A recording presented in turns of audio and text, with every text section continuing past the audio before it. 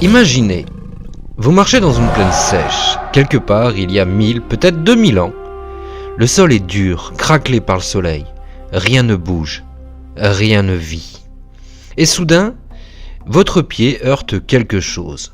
Vous vous penchez. Ce n'est pas une pierre, c'est un os. Mais pas n'importe lequel. Un os gigantesque, plus long que votre bras, plus large que votre torse. Vous grattez la terre autour et d'autres apparaissent. Un crâne immense, des dents longues comme des couteaux. À cet instant précis, une seule pensée peut naître dans votre esprit. Un monstre a vécu ici. Pas un animal ordinaire, pas une bête connue, non, un dragon. Parce que oui, avant la science, il y avait l'imagination. Aujourd'hui, nous savons que ce sont des fossiles. Mais pendant des millénaires, personne ne le savait.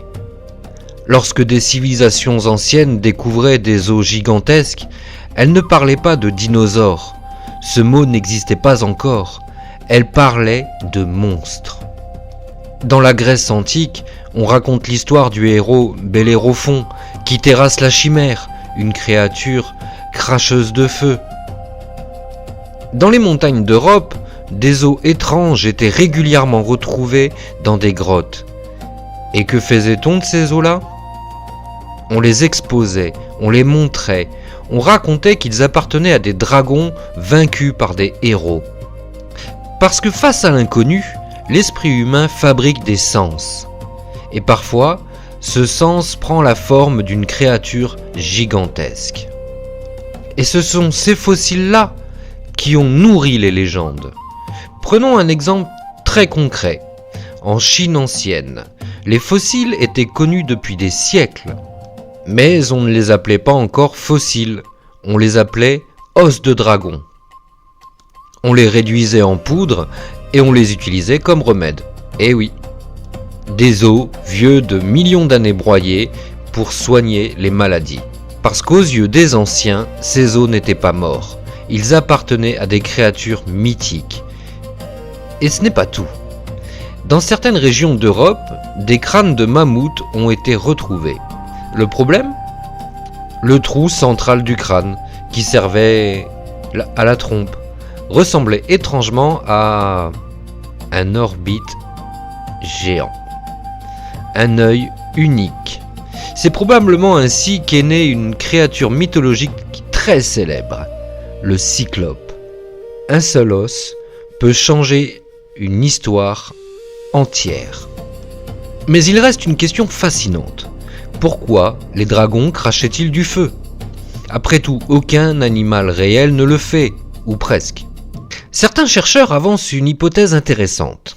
Dans des régions volcaniques, des vapeurs de soufre s'échappent du sol. Des flammes pouvaient apparaître naturellement. Imaginez un animal vivant près de ces zones. Imaginez qu'il surgisse dans un nuage de fumée. Dans un monde sans science moderne, la conclusion est presque inévitable. Cette créature crache du feu. Ce n'est pas forcément vrai, mais c'est crédible. Et parfois, la crédibilité suffit à créer une simple légende. Ce qui est encore plus fascinant, c'est que les dragons existent dans presque toutes les cultures.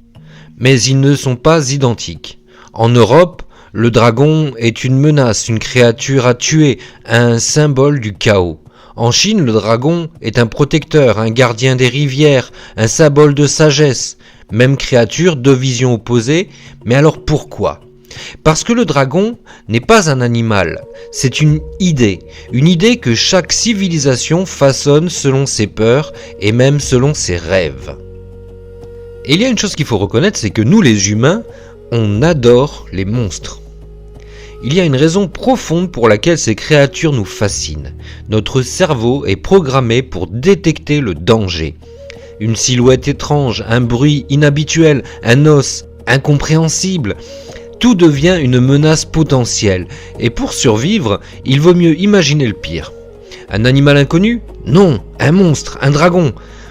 Parce qu'un dragon, c'est une synthèse parfaite de nos peurs. Griffes, dents, taille gigantesque, puissance destructrice. C'est le prédateur ultime. Même imaginaire, il semble crédible. Alors oui, les dragons ne peuvent être jamais exister, mais leurs os, eux, si. Aujourd'hui, nous savons que les dragons n'ont jamais dominé le ciel, mais leurs origines, elles sont bien réelles. Des os enterrés, des crânes oubliés, des fossiles sortis de terre. Chaque découverte ancienne était une énigme, et chaque énigme une opportunité pour l'imagination humaine. Alors peut-être que les dragons ne sont pas nés du feu, mais d'un os. Un simple os trouvé dans la terre et transformé par l'esprit humain en l'une des créatures les plus puissantes jamais imaginées. Si ce podcast t'a plu, n'hésite pas à le partager, à liker, à commenter et à t'abonner, à cliquer sur la petite cloche pour avoir les notifications. Et puis nous on se retrouve la semaine prochaine et on parlera d'un autre animal mythologique qui fait rêver la fantaisie. C'était Laurent Dins et je te souhaite un très bon week-end.